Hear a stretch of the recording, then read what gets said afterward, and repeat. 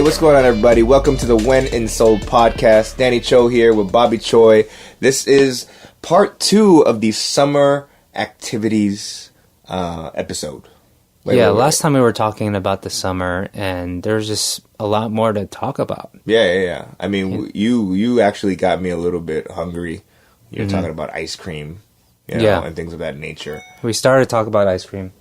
Yeah, but before we talk about ice cream, I think we should talk about other things. For example, camping. Because if we talk about ice cream, then that's all I'm going to talk about for 30 minutes. And, Okay. and I don't want that to happen, right? All right. Because I don't want the listeners to be like, wow, he really is a fat guy.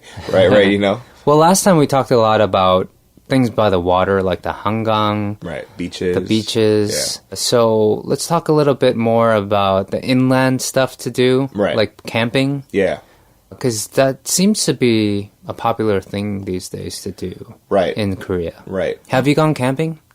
Not in Korea. You haven't. Yeah. But you have back home, right? Yes. I mean, for us back home, it was always a big deal. And it was always far away. Yeah. You had to buy a lot of stuff.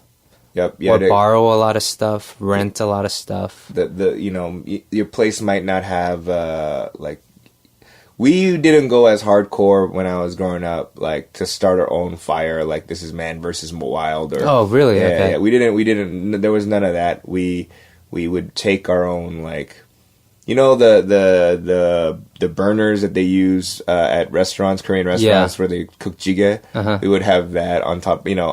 So you're closer to Korean camping. A little bit. Yeah, I wouldn't. No, man, I'm not gonna get 2 sticks and rub them as fast as I can. Well, that's what we did in the East Coast. Oh, really? I've done that. I've actually made fire with sticks. Oh. I've gathered firewood. I've been in the Adirondacks for 2 weeks, pitching tents, hiking, purifying water. Oh yeah, I've done that. We would have to tie up our food in the trees because of the bears and stuff like that. So I've done like proper camping. I've done that too. Yeah.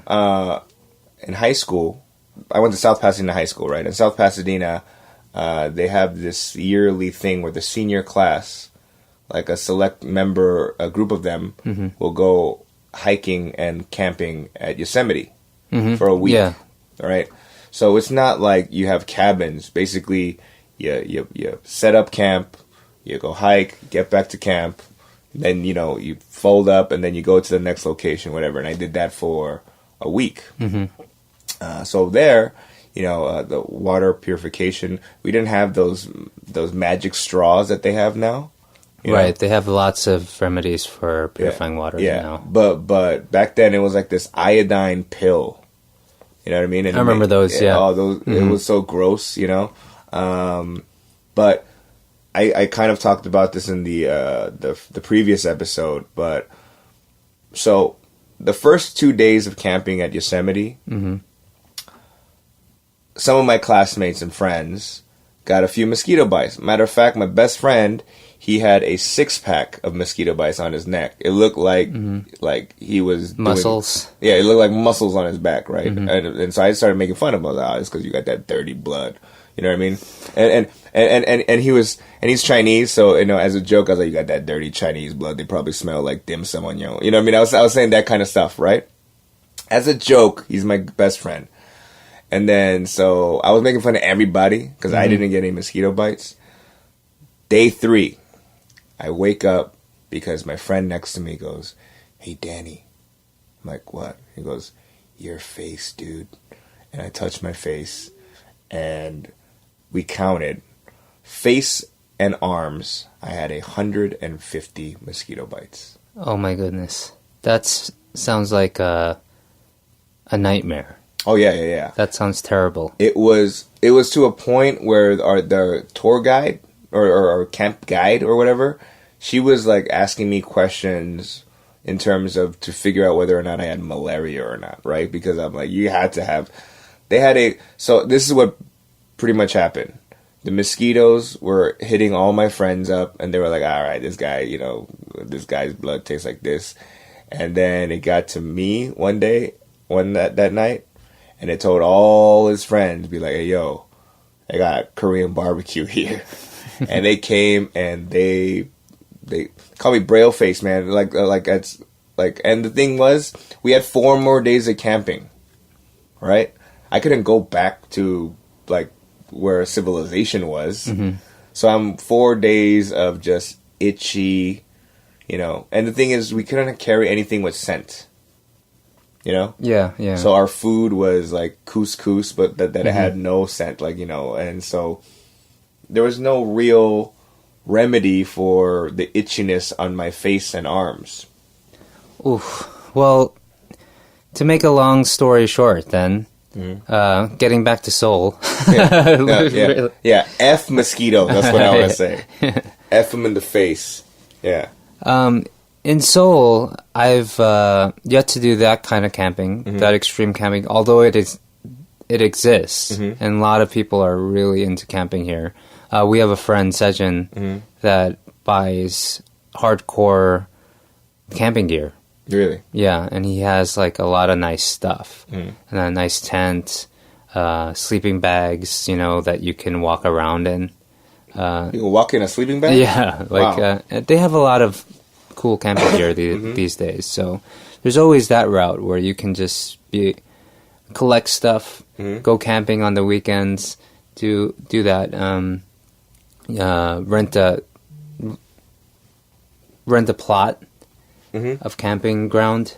You could do that, but if you just want to do like a one-time camping thing, you can do the glamping here too. Yeah, where I've never been, and I'm actually kind of confused why someone would do this. But it's not even like a tent. Like it's like a house, except you have canvas walls. No, right? I mean it depends. Like they have multiple kinds of glamping. Like I've gone to a proper camping site that it's typically. I mean it's essentially it's glamping. Right. You know, but it is all the hardcore gear that, like Sejin owns too. Oh, really, really? Yeah, so you can go to those places that they take care of you. They have the nice tents, the proper barbecues and fire pits and stuff like that. I've done it on Jeju Island, actually. Really? The funny thing about that, though, is that there's a convenience store basically right there for you. So you don't have to bring anything. And there was also... showers, bathrooms. Okay. You know, like no outhouses, like just proper bathrooms. Like toilets you could sit on and has an actual flushing system. Yeah, and there's showers and stuff. Oh, wow. Like a building off to the side. Right. So it's not like traditional camping. You're not roughing it. Yeah. So that's where the glamping comes in. Like you're in a nice tent, but it's pitched for you. Okay. The firewood is all there for you. The coals, in that case, when we went, they already made it for you. The fire, they're like, when you're ready to have a fire, just let us know. We'll come and make the fire for you. So, and in the convenience store, it's not your average convenience. So they have all the stuff that you're used to, but they also have like a mini grocery in there. So you have like meat. Yeah. So it's like pension style, you know, you'll have your samgyeopsal, your kogis and your samjang, like all the veggies and, you know. So that's part of the glamping experience, I think. Instead of bringing your own stuff, your own food, everything's prepped for you. Now, in terms of, I don't know if if you could tell me the price difference between like, say like glamping and just getting a pension. It's similar. Really? Yeah. It's it's like paying for a room per night. Right. Of course the food and stuff, that's a separate cost. Oh yeah. But so it's the same if you go to a pension too. Right. So it's fun. Yeah. It's a good thing to do. I have fun when I've gone camping or glamping in Korea. I think it's a legitimate thing to do. As opposed to getting your own gear, which is also fun to have all that stuff. I'm sure you can rent some of that stuff too. You can rent it too. We rented it in December. This past December, we went out there to shoot a music video in Jeju-do, and they had a camping store that let you rent all that stuff, and we rented it all. And it was nice gear too. We had nice tents, barbecue pits and stuff like that, and so you could. There's many options when it comes to that. Yeah, I mean, speaking of camping recently, check this segue out, Bobby. I was asked to perform stand-up comedy at a camping/music festival, right? And music festivals during the summertime in Korea. It seems like there's one every other week. Yeah, I mean? Korea is really huge on music festivals, especially in the summertime or when the weather is nice, right? They love their music. Yeah. And so I performed at this festival called the Rainbow Music Festival. But what they did was basically similar to glamping, except they're not going to provide fire or whatever. But it was like from afar, it looked like Civil War. Yes, yeah, it looked like a rows of just tents, like it looked like an internment camp, kind of. You know what I mean? With just tents. Yeah, and it looked like a bunch of war refugees, but people would buy or purchase per tent. So there's all the tents were set up for you. All you needed. So what you bought pretty much was the plot with a tent on it. Yeah, and but they would also provide like a sleeping bag, a lantern, a mat, and things like that, right? And then obviously the festival they had like food trucks and things of that nature. I performed at one of those festivals in the past, where in Korea, I think it was called the Around Camping Festival. And so, it was a bunch of plots and tents, but people didn't bring their own tents for that one. Yeah. They were a little bit more intense campers. Really? And so I was part of the lineup for that. And that was fun. Yeah. I remember the vendor, how there's always vendors at festivals, whether they be like a cell phone company or some kind of business. The vendors at this festival were camping companies. And so they would, have their camping gear for sale. Okay. Or they would pitch their new camping gear. Yeah. And it was kind of cool. Or good concept. Yeah. So I mean, I actually didn't stay the night there. Okay. Yeah, because I went with a few other comedians. Yeah. And so first of all, I bombed. I haven't bombed like this on a show in a long time.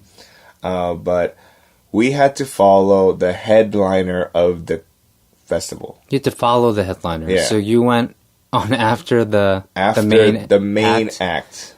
The main act was a rap group called Dynamic Duo. Oh, they're huge, right? They're pretty big. Yeah, been around a long time. About 4,000 to 5,000 people. Okay. Packed. We're all jumping and dancing and singing along to this group song. And then after they get off, ladies and gentlemen, stand-up comedy. 40 people were left. Oh, really? Everyone just kind of dispersed. Yeah. They went home. Yeah. Except, there's campers. Yeah, so they went back to their tents. Okay. So you could hear them laughing, not at our jokes, but amongst whatever was being said within the tents. Ooh, know, and it's a rough crowd. Oh, we ate it. We ate it good. And so after eating it like that, I didn't want to be in a tent in this environment. I was like, I need to get out of here. Yeah. But the other guys felt the same way too, so we drove back. Took off. Yeah. You went back. Okay. Yeah. But if I didn't perform and if I didn't have to eat it, if I was just a participant, it was a pretty fun event. Yeah, even the event that I performed at, I thought it was a lot of fun, but I did have the same experience where a lot of campers, they were just into their own camping experience. The music was secondary. Right. And so that's a problem of calling it a music festival. Right. Because people aren't really there for the music. Yeah. Although they appreciate it, they have their own thing going on. Yeah. And so I remember the biggest mistake of that day when I performed there was, I have CDs to sell, and so during the comment, in between songs, I was commenting and I said, in Korean, I said, by the way, I have CDs that I'm giving away, and in exchange for money. And then so people they didn't laugh, or they were just like, okay. And then I said, I noticed there's a lot of young people here, a lot of students here perhaps. And so if you can't afford a CD, just ask me, I'll give it to you for free. Yeah. And that, boy, was that a mistake. Because, I do that in the States a lot. If people can't afford a CD, maybe one or two people, legitimately they can't afford it. And so, but they always thank me for it and then eventually buy my next CD or something. So, why not help someone out? And so I thought I was helping people out. Right. They wiped my entire inventory out. And they were like, "돈 없어요?" They said I didn't have any money. I didn't make a dime. Ooh. Everyone took it for free. Ooh.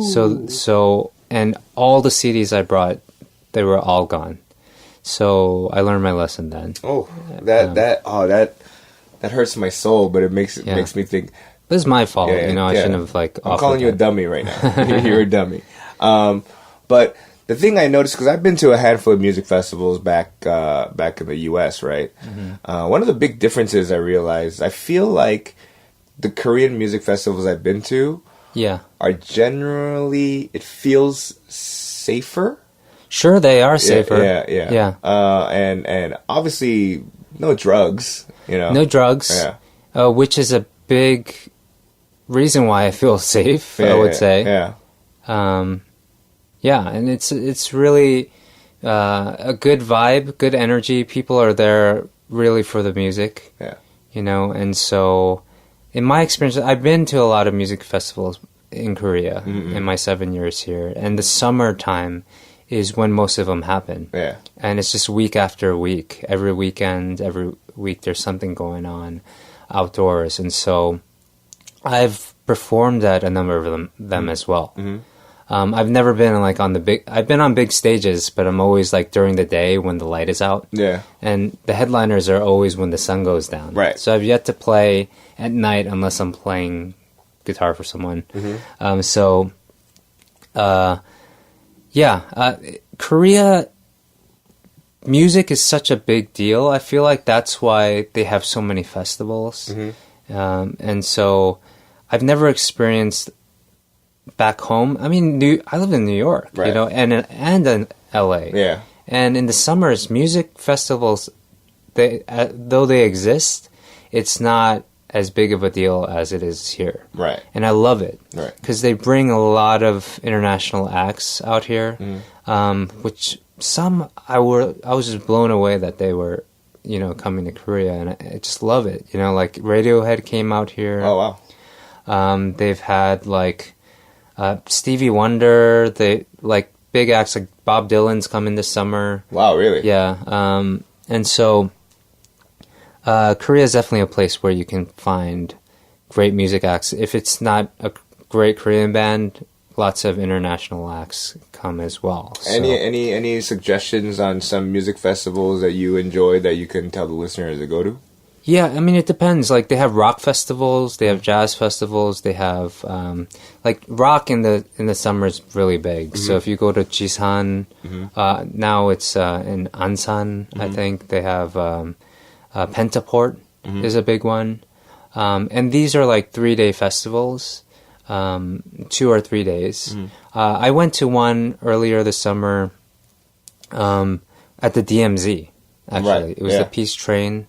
There was Changia, who's Kia in the Faces, I guess that's her English name. Gangsane, Galaxy Express, Idiotape, Chanbinai. A lot of Korean indie acts were playing at that one. It was really weird, but awesome, because it was promoting peace between North and South Korea. Yes. And so a lot of international festival heads of other festivals came to check it out. Also a lot of support. And I don't know, I just love that you have so many options week to week to week. You're what festival is playing this week, you know? And so you have the camping ones, you have the rock ones. You can go to the ones on Hangang. There's one called Let's Rock Festival towards the end of the summer, which is in Nanji Park, which is closest to. It's kind of close to Mangwon, and I've played at that one as well. And they always have like really good headliners, like No Brain and Crying Nut are fun. Yeah. They're like the almost like the founders of punk, right, in Korea. Yeah, they've been around 20 plus years now. They were part of that underground punk rock scene in Korea, I guess in the 90s.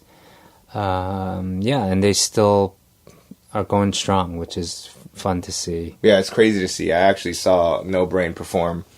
They had a 3-hour show, and I'm like, man, and you know, it's not like they're just standing and doing nothing. They're actually going crazy for 3 hours, and I'm like, I get tired from just standing up for an hour talking, doing stand-up.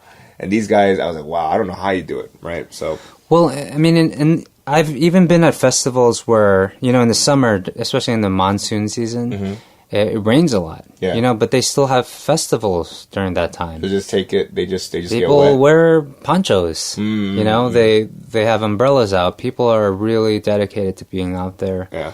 There's a mud festival as well. Poryong. Right? The mud festival, yes. And so they, the monsoon season, by the way, it can be a little rough because it's hot and humid.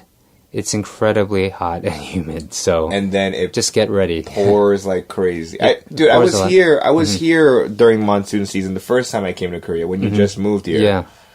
And I remember we were walking in Hongdae, just chilling, and all of a sudden it started raining like crazy. So we just jumped into a bar to, you know, avoid the rain. And then we ended up hanging out with a Korean celebrity that kind of recognized us. Who is that? DJ Shine. Oh yeah, that's right. That's how we met DJ Shine from Drunken Tiger. Yeah.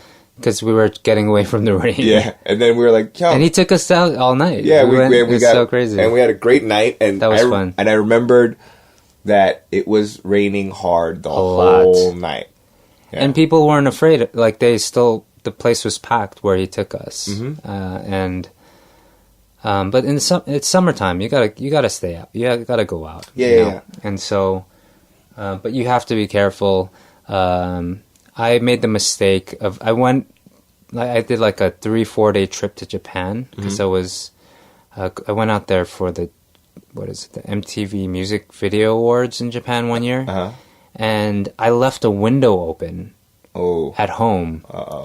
And it was monsoon season. It wasn't raining the day I left, and I just happened to leave a window open.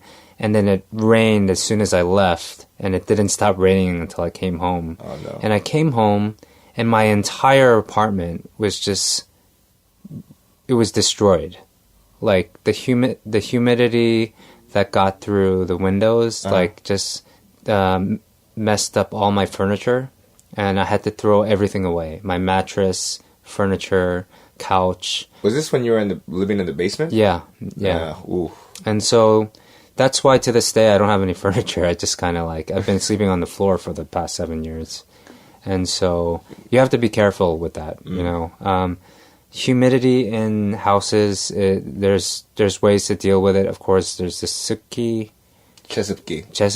right? The dehumidifiers exist in Korea. It's an option on most air cons or air conditioners. It drives me nuts, but I get it.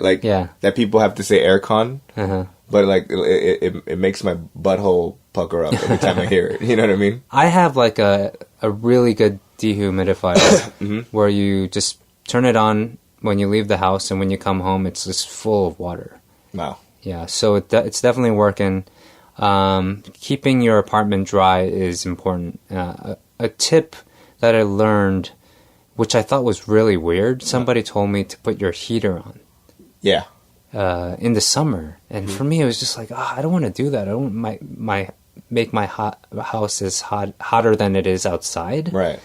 But it dries up your apartment if you're having problems with the moisture in your apartment. And then they have these things you can put in your closets. Yeah.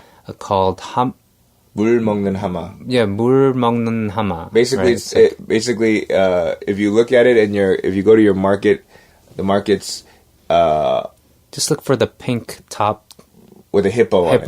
Yeah. yeah. 물 먹는 하마 means hippo that drinks up your water. Yeah. Aha. Yeah, 물 먹는 하마.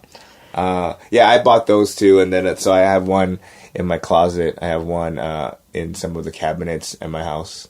But I would assume that there would be more like water in it, but I guess it's not that as humid yet, so it's not that bad. Yeah, I mean, monsoon season typically I think is like towards the end of summer. But another thing to keep in mind is, and I learned this the hard way, when it's raining just in general in Korea, people pull out their umbrellas, even if it's just drizzling in Korea. And I didn't know why this was such a big deal, because of the pollution, of course, right? And so I guess acid rain is a real thing. You know, I've always thought it was just always a myth like to me like in my sci-fi, head. Yeah. like, yeah. And so for me, when it rains in LA, especially, I love it because there's lots of dry spells there. Yeah. And when it rains, it's just great. In New York too, I enjoy the rain every now and then. Walking in the rain without I feel like maybe I'm a Seattle person at heart.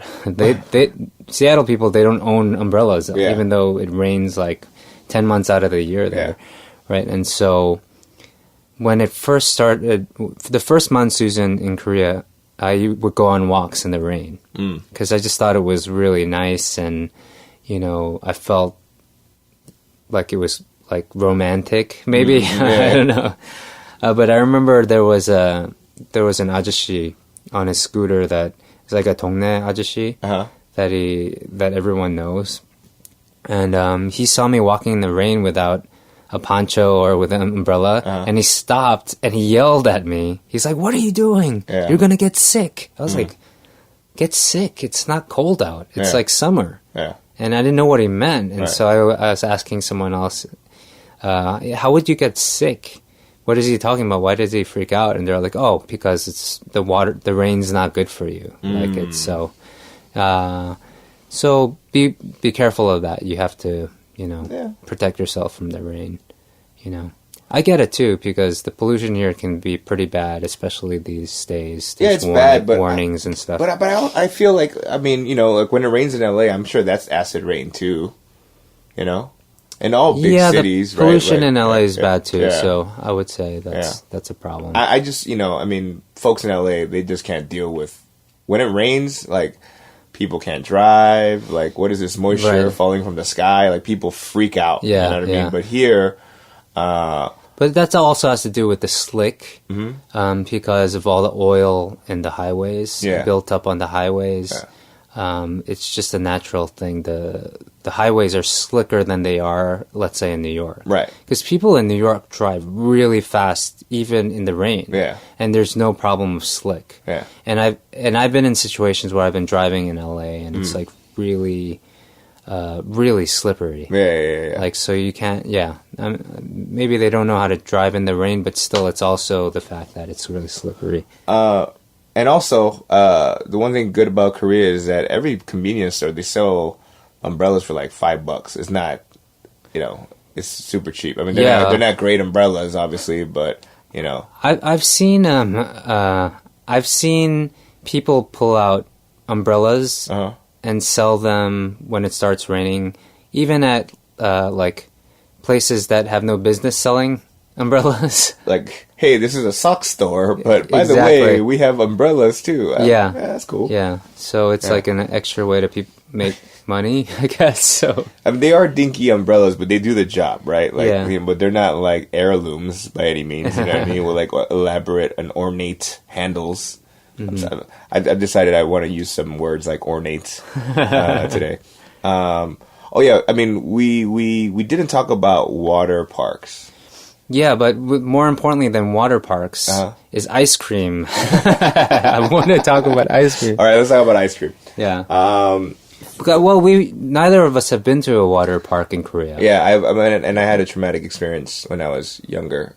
in going into a water park. Okay. Raging Waters in Los Angeles. We should go to a Korean water park though. Before I forget, yeah, We should go. yeah. I think we should do it. But if you've had a traumatic experience, maybe we can't. Well, I mean, look, I don't run away from problems, like, you know what I mean. Like, Okay. But the story is that I forget what the ride was called, but it's like a 4 or 5 story drop slide. It's just a Okay. regular slide. There's no turning. There's no loops. It's just a one big drop, like 4 or 5 story slide. Pretty steep. And at the time, I was such a thrill seeker. And I was fairly young, and I get on. We get there. It was a school field trip, so we went early. I get down the slide, and I realized that they forgot to water the slide. Right. Okay. So I was basically, you know, it smelled like skin was burning a little Oh bit. my goodness. Okay. That I can't even. I don't even want to imagine it. Okay. Yeah. Maybe. Yeah. Yeah. That traumatic experience might. Okay. I mean, but I'm traumatized right now hearing but about you know, it. I mean, I'm down to like go to. We should go though. I feel like we're kind of old to be at a water park, though. Me and you, like, I feel like we might Okay. get arrested. Well, I think they have pretty good ones here. Like I've seen the advertisements on the trains and stuff in the summer, and they look great. Okay. Yeah. So let's look into that. We'll go and we'll get ice cream while we're at it. And so Great segue, Bobby. Korean ice cream is great. everything, and I'm not just talking about the Korean ice cream. Even like Haagen-Dazs or like Baskin Robbins Yeah, is better here than it is back home. absolutely. And Baskin Robbins is an American company, but they do it better in Korea. Yeah, absolutely. It's amazing. Yeah. Like they have these flavors that, like Shooting Star has like Pop Rocks and strawberry and all this. Wow. Like it's like one of my favorites. But they don't have that in the States. I don't know why they can't just bring that back. You know, do they have too much pride? Bring back Baskin Robbins, the quality of Baskin Robbins. I mean, even though it's an American company, you know, Right. and Korea's brought it to another level. Oh yeah. Couldn't we bring what Korea has made and bring it back to Korea? Is that too weird of a handoff? I don't know. I like that Korean Baskin Robbins is it's almost like as it's so much cleaner. Every Baskin Robbins I've been to in the States has a little bit of like It's got like this like dirty kind of dingy feel, right? Yeah. These are like as big as McDonald's. Pristine. Yeah, you know what I mean? Like they have really nice ones. They have different level ones. Yeah. They have the one, I think it's called Delight.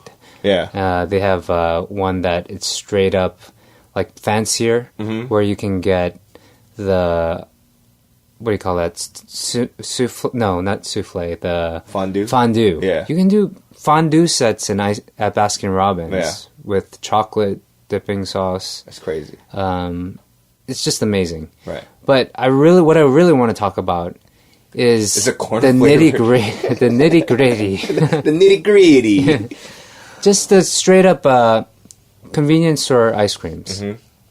Like Korea's convenience store ice cream game is amazing. Yeah. You know, like back home, like we get ice cream by the tub when we go to the supermarkets, Like and stuff. dryers, Breyers. that stuff, right? Yeah. But here, I never buy anything by the pint because, you know, I can always just go to a convenience store and get it like in a cone or, you know, a bar or something. The ices are great. And every single one of, there's not an ice cream that I don't like. Really? Yeah. Really? They have Jaws. Jaws bar. Tried the Jaws bar? Yes. I mean, these stuff are slowly becoming available in the States too. They're available in Korean supermarkets. Yeah. A lot of them. My first experience with Korean ice cream in the U.S. was the melon bar. That was your first? Yeah. Okay. I go even back further. Yeah, we had older than me. we had only bbang. Oh, the red bean. Frozen red bean. Yeah. And it had like that bamboo stick in it. I remember, and we used to save those sticks to make like we would play with it. Dang, this is going way back. Yeah. Yeah, and then the second thing we had was the melon bar. Yeah. And I remember that was the 90s, and it was a big deal. We had the melon bar. I don't know how much soon after Korea had them, we got them. I don't know, but the melon bar to me kind of it was like, what? Like, I've never had this flavor in ice cream form. You know what I mean? Like, traditional ice cream back home, they had, like, flavors, like, from Rocky Road chocolate chip. It was vanilla, like chocolate. But honeydew melon, bro? Man. That was crazy. Even right now. Oh, well, man. I'm vegan now, so I can't have most ice creams. Yeah. And I've been thinking about maybe just breaking that rule for ice cream. Because it's summer. How can you go summer in Korea without Korean ice cream? My favorites are like Whirl Cone. Okay. Because I love that little bit of chocolate at the very bottom. And, I have the worst luck, by the way. Why? Because that tip at the bottom always ends up falling or something, or breaking off while I eat. Yeah. So I'm very careful with it. And if I do make it down to the bottom, like, I'm very happy with myself. My favorite is Haleem. Salem? Salem. Which one's that? The one that comes in with the cap, the screwed. Oh, yes. Oh, my gosh. Because you don't have to, I mean. So good. It never happens, but the milkshake, basically. But you don't have to finish it. But for me, I will always finish it in one sitting, but you don't have to. You can recap it and put it back in the freezer. You can't do that with any other ice cream. Yeah. You know what I mean? I've never not finished it, Yeah. But, you can use that. I mean, I went, because that actually, they have an American name. The company that made it, Lotte, they call it Snow Ice. Snow Ice, so in the States, it's called Snow Ice, right? Dude, one time, I had the vanilla wafers, those cookies, and I had some salem, and I made my own like I was squeezing I made my own ice cream sandwich. Yeah. Oh my goodness! That was so salem, because it has a spout, man. All you gotta do is like squeeze it. By the way, that reminds me, that salem pouch. They have soju in that form too. Yeah, so you can get slushy soju, which is, I just think it's a mind blow. Yeah. They also have hangover ice cream. Yes. I've never had it. Have you tried it? I've yet to try it. But oh my gosh, they thought of everything. Yeah. Except they have yet to make Dawn 808 Yum Yum ice cream. That might taste gross though, bro. Would you try to like as a hangover cure, maybe that's what the hangover ice cream tastes like. Maybe we should get those are expensive, but we would make our own. So we just crack open a can, put it in some receptacle. You know how they, like in Daiso, they have the make your own popsicle flavor. Oh yeah, you know what? That could. You know what? We got to do another episode just on ice cream, because we haven't even talked about. We also have to talk about chuchupas. You remember chuchupas? You could break them in half. Yeah. I mean, that's what we had back in the States. I want to talk to a Korean. Let's do this. Yeah. Let's have another episode where we invite a Korean guest. Yeah.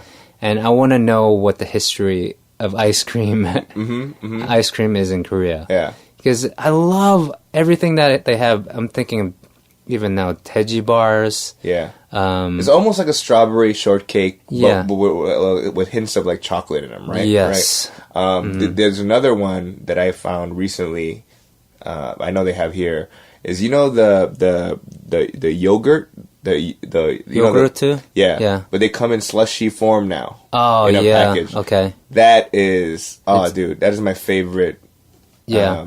New Korean ice cream. All right, I'm definitely not vegan anymore in the summer, and so, oh my goodness, I'm like fiending for some ice cream right now. But you know what? I have been. What's vegan and I can eat are some of the sorbet bars, like mango bars, stuff like that. Those are really good. I always feel weird about getting those because they're like companies like Dole. Which is an American company, but it's like a Korean. Yeah. But I feel like is this Korean? So, but it's available and it's pretty good. So, you know, I tend to like to get the Korean flavored, the Korean company ice cream. Right. By the way, they have shooting star cones. Oh. They're hard to find, but I know shooting star is a Baskin-Robbins thing, but they have shooting star flavored cones. So I don't know if it's like, maybe it's just a free-for-all flavor. You know, in the last 2 weeks that I've hung out with you, this is the most excited I've ever seen. Talking about ice cream. And we definitely are going to have an episode where we just talk about ice cream. Korean ice cream is the bomb. And we could do like a whole season of just ice cream bars. Today is Jaws bars. You know, there's those YouTube shows where there's like a Wagyu saram. Yeah, foreigners trying Korean. Yes, like the foreigner trying Korean ice cream. Even though I know everything they're talking about, I just cannot stop watching it. Just like, oh my gosh. It makes me want to go get a Jaws bar or something. Yeah. Or like, anyway, we've gone way past. Yeah. We're kind of freaking out about our ice cream, and I think we're going to go get one. So, hey guys, for all you listeners, what is your favorite Korean ice cream? Email us at peninsulapod@gmail.com. And if you have any, ideas about, episodes or things you want us to talk about, email us there. Yeah, but more importantly, tell us about flavors that we may not have tried that we should in ice cream. Yes. So email us at peninsulapod@gmail.com. Thank you guys for listening. Thanks, everyone. Today